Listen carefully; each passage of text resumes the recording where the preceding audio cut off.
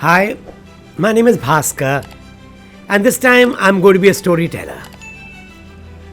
It's a story about how 25 Paise deposit could create one of the largest banks in India and transform the entire scene. Nobody could have imagined that this was possible, but one man did it in his lifespan of 80 years. We'll talk about that man a little later, but let me tell you the story. The name of the man can come later. So this is a story about a young man who goes to Bangalore, studies medicine, comes back to the fishing village of Malpe, where his father was both a school teacher and a farmer. Malpe was a fishing village at that time. And when the boy came back, he saw the fishing village. He was in Bangalore for his medical studies. And so he went to his father and told his father, "Can I go to Japan? I want to study medicine further." The father said, "Ask your mother." The boy did not want to ask his mother because his mother was quite strict. But now that the father said, "Ask your mother," he went to his mother and told her that, "I want to go to Japan for further studies." The mother said, "Stop that nonsense. This is your village. You are a doctor. Now give back to the village what the village has given to you. You will practice here." All his dreams lay shattered. But then those were the days when if your mother or father said that you had to do something, you had to listen. The boy quietly went to his clinic. A new clinic was formed and he started looking after the patients in the village. Within 6 months, he realized how frustrating the job was. Every day, mothers would bring their children. In villages, mothers bring their children to the doctor, fathers don't. Even in the cities, it's normally the mother. The mothers would bring their children to the doctor, and it was always a case of dysentery, diarrhea, cold, fever, cough, nothing more. There was no challenge in prescribing cures and no money either. And in 6 months' time, the boy realized this was getting too terrible. Went back to his mother and said, "Look, this is not the life I want." The mother said, "Keep quiet. You have to stay here." And the boy went back to his clinic, and at night time, so the story goes, he would start sobbing and cry in his pillow because nobody could understand him. And then one night, he had the eureka moment. He realized, look, I can't grow because the people around me are not growing. What if I make the people around me grow? I can also grow. And this one thought made him devise a strategy. And because it was the women who brought the children to his clinic, he said, "Let me work on the women," because intuitively he knew that it was easy to instigate women. And so what this doctor did was, next time the mother brought the child to his clinic, he said, "Why are you doing this? He is going to become like his father or like his mother, spending his life or her life in the village. Save money so he can go for education outside." And the women would get angry, scoff at him and say, "What nonsense? We have no money to save." He says, "You can't have no money to save. You can save." And then the women would say, "Whatever we save, the husband takes away and gets drunk." In a village, in a fishing village, the men go out to catch fish. When they bring it back, it's the women who take the fish, clean the fish, sell the fish, take the money, buy the provisions, and whatever's left they try to save at home, but the husband comes in the evening, takes the money and goes to the bar and gets drunk. That is the story of all fishing villages. And they went, "So what do I do?" The doctor nodded sympathetically for each woman separately. I said, "I understand your problem. What if you can, how much money do you have right now?" The women would open the edge of the saris in which the coins were knotted up, and they would open the knot and they would show him the coins. And the doctor very gently would pick up a 25 paise coin and say, "Can you save this?" Many women got angry. They thought he was making fun of them. He said, no, I'm serious. Can you save this? And pulls out two notebooks from his drawer, gives the woman one notebook, keeps one with him. In the notebook he writes, receive 25 paise and the date. And he signs and the woman signs. In his book also, he does the same thing. Receive 25 paise, he signs, the woman signs. And he says, every day my compounder will come to your house when your husband is not there. And if you can steal 25 paise and give it to him, you have saved the money for your child. The women loved that idea. To save for your child is a good idea. To steal from your husband is a great idea. And so, they all started giving 25 paise whenever they could to the compounder, who would go from house to house every day, pick up the money and give it to the doctor. The doctor dutifully maintained his books. And 6 months' time, please remember this 1920s. In 6 months' time, he realized he had 1,000 rupees. 1,000 rupees is like 10 lakh rupees today.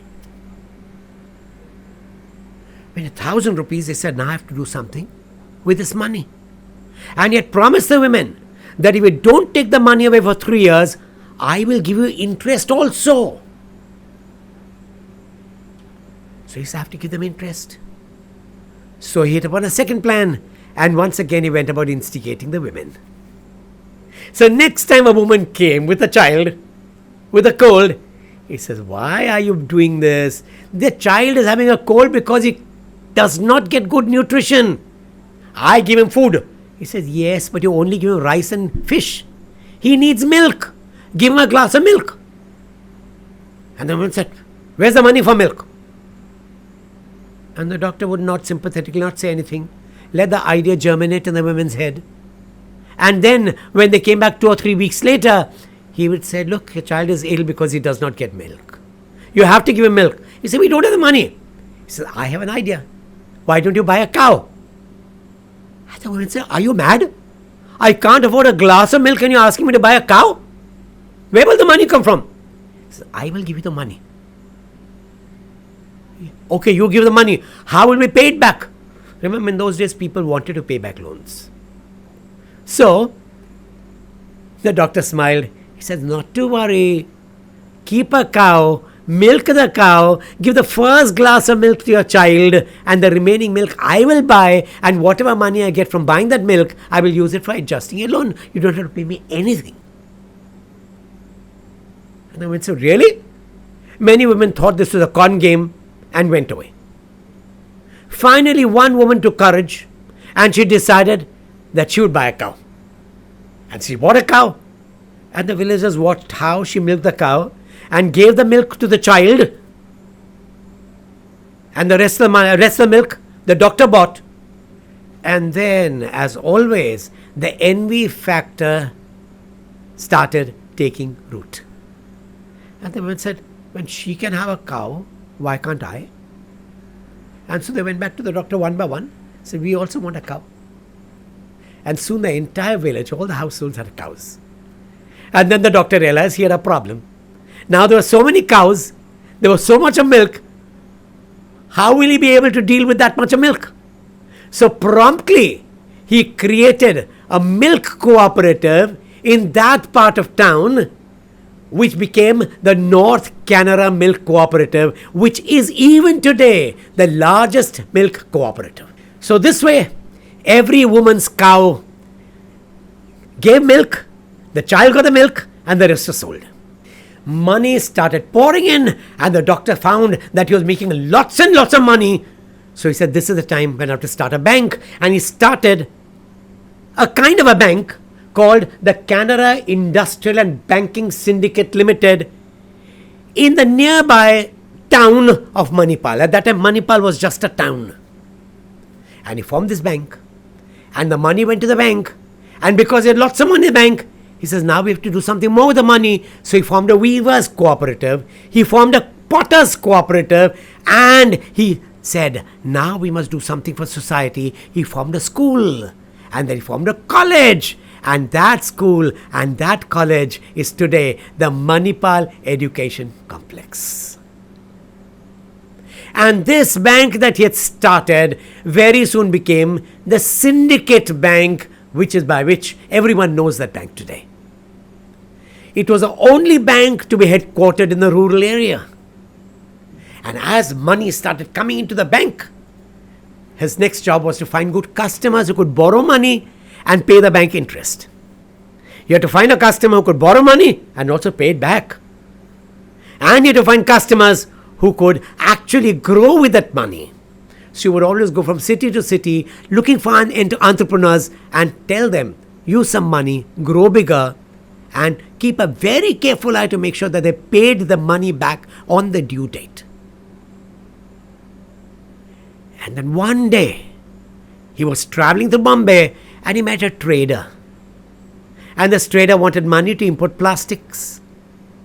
So he started importing plastics, and then he wanted more money because he wanted to get nylon yarn into the country and filament yarn into the country. And each time he paid back, but next borrowing was larger and larger and larger. And then this doctor turned a banker, told this man, why are you doing this? Why are you importing this? If there's such a large demand, why don't you set up a factory for filament yarn in this country? The man said, it's a good idea, but I can't do it. He said, why? He said, you need a license. Indira Gandhi was a prime minister then. And it was a license regime. If you remember, it was a license Raj. So he said, who gives licenses? He said, Pranab Mukherjee. So, okay, come. I know Pranab Mukherjee. Let's go. So he took this entrepreneur with him to Delhi, met Pranab Mukherjee, told Pranab Mukherjee, this is a budding entrepreneur. He wants a license for filament yarn. Give it to him, please. And he got the license. And this entrepreneur grew and grew and grew and became Reliance Industries. The doctor's name was Tonse Madhav Anant Pai or TMA Pai. His bank was Syndicate Bank, and the biggest borrower was Reliance Industries, and that is why till the time Dhirubhai was alive, a member of the Pai family was always on the board of directors. But by 1970s, Indira Gandhi decided that she wanted to nationalize banks, and she nationalized the first set of 12 banks. There were some government banks before, as the charts will tell you, and then she nationalized 12 banks, as the chart will tell you, and one among them was Syndicate Bank. Syndicate Bank had become one of the 12 largest banks in the country, and Mrs. Gandhi nationalized it. Her argument to the public was that I wanted banks to focus on the rural area. But Syndicate Bank was a rural bank. It came up from the rural areas. Its biggest borrowing mass was the rural sector. Clearly, Indira Gandhi was interested in nationalizing banks so that she could control the flow of funds to industry, who would then contribute to her party for elections. A similar story is happening time after time, even today.